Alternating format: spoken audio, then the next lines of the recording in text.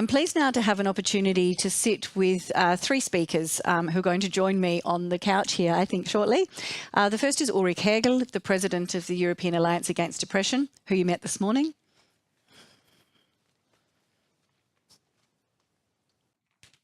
Welcome back, Ulrich. Hello, Ainslie. The second is Tiago Valente, our person who shared his lived experience this morning and from the No Shame movement. Welcome back, Tiago. Hi. And the third, for the first time today, is Dr. Goethe Heering. Goethe is a scientist-practitioner, currently working as a therapist for people experiencing depression. She is embedded within the Dutch National Organisation for Suicide Prevention, and she's dedicated to better mental health. She's particularly interested in learning more about the perspectives, not just of the client or the patient, but of caregivers. Welcome to the panel, Goethe. Thank you. So for this next hour, we're going to talk about communication when it comes to mental health. How should one communicate? What does that mean? What is the impact of stigma on how we communicate? So please submit your questions to the please submit your questions to the panel so that we can put them to them for you. But to get started, I'm going to ask you each a question while people online get themselves organised.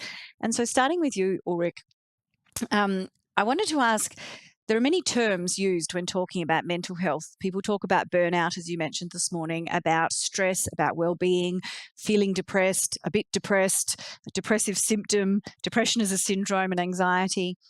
Why is it important to differentiate between these different terms? And why is that important for the person who does have a diagnosis of depression? Most people, and the same holds true for me when I was starting with my training as a psychiatrist, is to believe that it's mainly a reaction to the stressful life or to negative events, to losses. This is very understandable, and it's not completely wrong, but it's overvalued. To understand that depression is a disorder in its own, and that the vulnerability for depression is crucial. This you only understand when you had the privilege to have seen many, many patients for a long time. And then you see, for example, patients with a difficult life situation. Everything is stressful and problems everywhere. And they get depression and they get treatment. When depression goes away, they still have the same problems, but they have hope again, they have the energy again to deal with it. It's not a beautiful life, but they can enjoy aspects of life, they can sleep again, they have appetite again. So the situation changes completely. And also the fact that, and we have heard it today, that people who have good life circumstances can nevertheless fall into depression. If they have vulnerability is also a very important learning. To understand this is important, because when you believe that your depression is a consequence of the stress at work, or it's only a consequence of the partnership breakup, then, for example, you will never understand why antidepressants make sense. No? If I have a problem with work, why should I take antidepressants? No? So it only makes sense when you understand that depression is also a brain disorder, not only, but also. And that there's not a continuum from being more and more stressed and finally getting depression, but that it's an independent disorder like diabetes and many other disorders. Okay. I think it also increases self-stigmatization. What I have seen very, very often is that people say, I'm too weak to clarify my problems. Others also deal with this work stress, and others have also this and that problem. Only I'm too weak to solve my problems. And as soon as they understand that they have the bad luck to have a vulnerability for this stupid illness, and like others have severe diabetes or any other disorder, and that now the task is to do the best out of it. There's just an issue with your mic here, if you just use that one as well. Thanks. So when they have understood that it's not their fault, but that they have the bad luck to have the vulnerability for this disorder, this is like losing a rucksack, Backpack. a big and heavy backpack, and they can have a more rational approach, and not full of guilt and of self-blame. So being able to understand it as a disease and label it as a disease is part of helping people manage that. Okay, thank you very much. I'm going to go to you now, Tiago, and also, about communication, but from a different aspect. So as a mental health advocate, what's the most important thing for you in how you communicate about mental health and how you talk about it? Well, one important thing is that when I share my story and what it worked for me, didn't work, I always say that this is my story, or it's my experience. Doesn't mean that for the other person it will have the same effect, because every person is a different person, and what might work for me might not work for somebody else, and vice versa. So that's one thing. The second thing, I always suggest to learn and read and also listen podcasts about the disease, because it's especially from. Sorry, we're having some mic issues. Run along, there we go. So, especially from medical or science, because those are with facts and with. That it's easier to understand why we are feeling this way, why we are having these reactions. It's not us; it's the disease. So it really helps. So usually it's the two things that I say, and and it usually works, I think. So. Okay, thank you. And yet, coming to you, I understand that for you, the perspective from the caregiver is something you're interested in as much as and working alongside the patient. And so, what's important for a caregiver to remember in how they communicate with a person who has depression? Well, there are caregivers in two types. First, of course, the friends and family. And I think Sandra and Jan already talked about this a great deal and emphasized on how important it is to listen to your friend or family member without any sense of judgment or without blaming them for not getting out of bed or putting shame on them. So that is very important. And to take care of yourself as well as a caregiver, not to get dragged into the depression, but kind of hold back and listen to it, but and emphasize, but not diving in the deep pool of depression together. But there's also the perspective of the caregiver as the psychiatrist and the psychologist, who I think also need to take care of themselves, especially in the severe cases of, for example, when a patient of you suffers from suicidality or actually commits suicide, which is a huge impact on caregivers, which I think is underestimated how huge this impact can actually be. So I would advocate that we can take care of ourselves well, and also in organizations take care of each other, so we can take better care of our patients. Is it often that a family member would engage, or a support person would engage in some way in the patient's therapy, or that they to increase their understanding and to be part of that process? Well, we do really encourage to take family members along. And for all the viewers at home, I would really encourage them also to talk to their therapist or psychologist or psychiatrist to if they can ask, to take a family member along to therapy, because it's a huge process that you're encountering when you're starting therapy, whatever it may be. And to have the shared experience that where your spouse is going, what the room looks like, what the person is looking like or talks like. I think that's really important to travel again against or with each other against depression. And I think vice versa, as a therapist, it's really important to see the patient with his family, because you can see this sort of relation that's going on or the communication styles they're having, which you otherwise completely miss this sense of context when you don't invite the family. Yeah. Okay, thank you. I was interested, Ulrich, now going, I think the workplace, I know that in projects European Alliance Against Depression has done, and we mostly all have a workplace of some form. What's important in a workplace about how they communicate, perhaps at the organisational level, about mental health, and what impact can that have on individuals? Sorry, I need to speak. On the personal level, depression is a disorder as any other disorder, so it's a private topic. You are not obliged to share it with anybody as any other disorder. No? So this has to be said also. But let's say in the enterprise, to create an atmosphere by internal communication or by distributing leaflets which shows there is an openness and a certain understanding concerning mental illnesses is very important. Because if it's like that, the chance that someone who has a depression and is coming with his last energy at the workplace but cannot really work, and is only sitting there and having negative thoughts, the chance that such employees come to treatment earlier, and so the costs, let's also speak about costs because of your question, the costs due to absenteeism and presentism, being at work but not being able to work, can be reduced. Therefore, it's important that enterprises, and many know it now in these days, try to prevent an atmosphere which makes it very difficult to speak open and to seek help.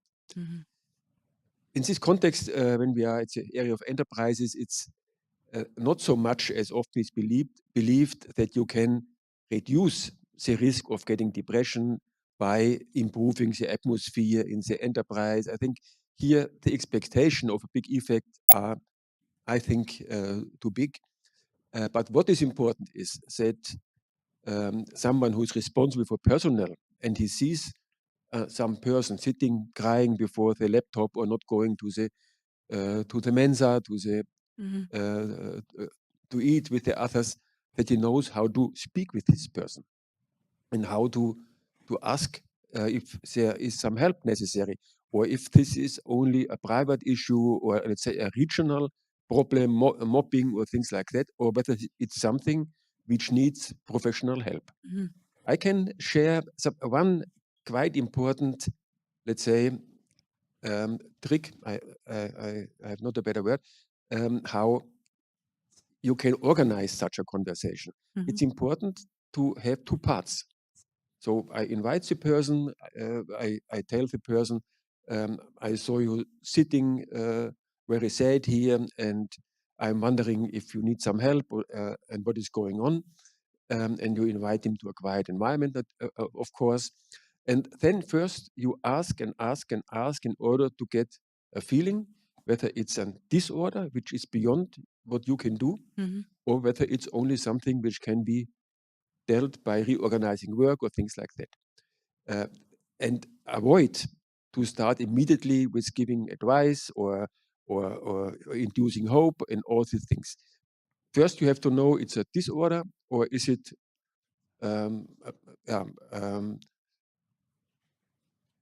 stressful situations which are part of normal life.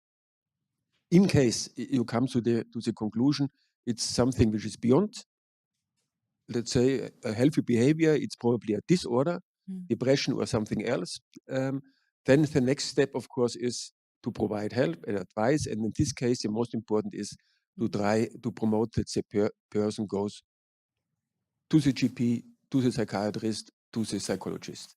And this expertise, how to make such a conversation, you learn by role plays, because it's not so easy. It was going to be my question. I mean, I think for a manager in a workplace, you learn many aspects of how to manage your staff, but I think how to have a very difficult conversation with someone, or which will make you quite nervous potentially as a manager or a leader, and where is the line between someone's private life and what's okay to ask and not. And I'd be interested in your view on that, Tiago, given your experience you had with your manager, and what do you think workplaces need to do to equip managers and leaders to be able to sit down exactly as Ulrich says and have this conversation?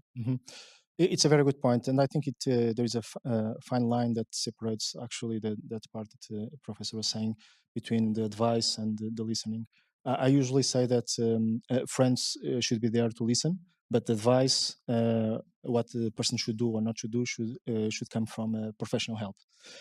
So I think companies have a very important role here in encouraging the line managers and so on and everyone to listen there and create an open space and listen their teams, team members, but also making sure that the environment is okay to show vulnerability and openness, because if that happens, it's much easier for someone who feels down to come and or even hide that it's feeling down. So I think it really starts with that. And also the second thing is the companies actually create some programs or encourage programs about mental health literacy. So line managers can know actually and understand some of those topics that we discussed today about if the person is feeling down, but I'm shy and I'm introvert, I don't want to share, but just create that space and just saying, hey, if you need, I'm here, feel free to just come. So I think that's first the vulnerability part and create that open space, and the second, mental literacy part. Great, thank you. Yeah, I would like to add to that I think that's also a sort of responsibility for the patient itself, and I will deal with that a little bit later in my talk, where I think it's good for when you're suffering from depression that you kind of formulate, it's very unfair, but you need to help others, people helping you. So you need to try to think, what do I need from the other person? What is the goal I'm seeking? Or when I speak to my manager or when I go to the GP, what is it that I need? And it's, again, unfair because you're already in a rough place. But I think it takes two to tango. So we cannot just rely on managers being sensitive enough to fill out our needs. Yeah. And if I'm your client in front of you and I say to you, well, how do I do that? Yeah. What kind of, what can someone do? What advice would you give them on how they might structure, their idea, how they verbalize that and their idea about that? Yeah. Well, role play is always a good idea. And we first have to find out what kind of boss we're dealing with. And is it a bit of a sensible person, or is it somebody who's very tough on the job and won't accept such mental health issues at all? So that's something you first need to find out. And then I work a lot with sort of positioning yourself in a social context. So if you have a very dominant boss, then it might be good to step up a little bit. But not be too dominant, because then it might not come across right. So it takes a little bit tweaking to find out what your desired outcome would be. And then we would practice it in role play. And then we reverse the role so the patient can actually experience what it's like to get that kind of advice or what that kind of need being spoken out loud, and then think, oh, maybe if I do it like that, my boss would really hate me. So no, let's try again. So yeah, practice it is actually very good exercise in therapy, because you already verbalize your words and you said it out loud. Yeah. So for me, that is, and sometimes again, realize what your need is. So sometimes people need one afternoon off. So if that's what you need to deal with your depression, and you can keep your job and you can keep pursuing your dreams and your ambitions, okay, then go to your boss and explain and ask for that one afternoon off so he can have a good employee in his team. Yeah. Okay. So thinking, it's coming back out of the workplace a little bit and thinking at societal level, which is kind of impacts, I think, what we see in workplaces. Ulrich, you've been doing mental health research for 30 years and seen, I don't know how many thousands of patients over that time. Why do you think as a society we find it easier to talk about cancer, diabetes, publicly in workplaces, to tell people that we have these diseases, but still for mental health we have this stigma? I think we've come forward, but it's still there. Why do you think that is? It induces uncertainty, Unsicherheit. I think uncertainty. Correct. In people who are not familiar with this disorder. They do not know exactly how to evaluate and how to judge it. So it's an uncertainty. Can I speak open, or have I been now very, very careful in speaking with the person? What can I do wrong? So it creates a feeling of uneasiness. And then, of course, the often hidden assumption is that depression is not a real disorder, but is something like a weakness. This assumption is also present. It's not outspoken anymore so much, but it's still present. If you make a survey, what are the reasons for depression? 95% will say it's negative life circumstances and stress and things like that. So mental illnesses in general, they touch something which is very deep in us, ourselves, more or less. This is changed. The self is changed. No? And this is also a little bit scary for some people who are not, have not seen many people who are suffering from depression.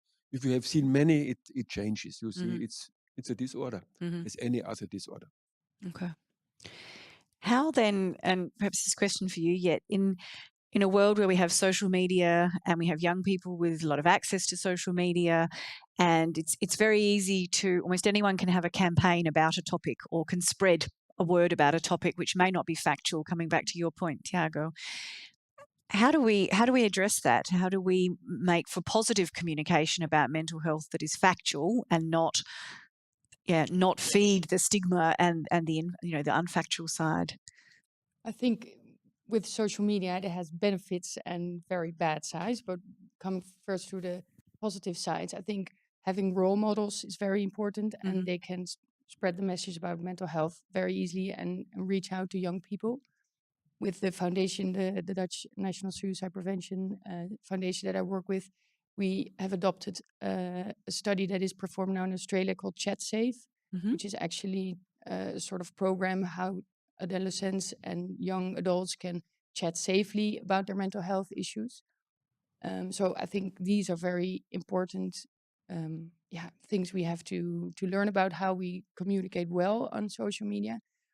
Because the other hand is also there that, especially for young girls in the Netherlands right now, there's a small group who kind of affect each other with their bad ideas about, they sort of identify themselves with mental health issues and encourage each other to pursue to self-harm.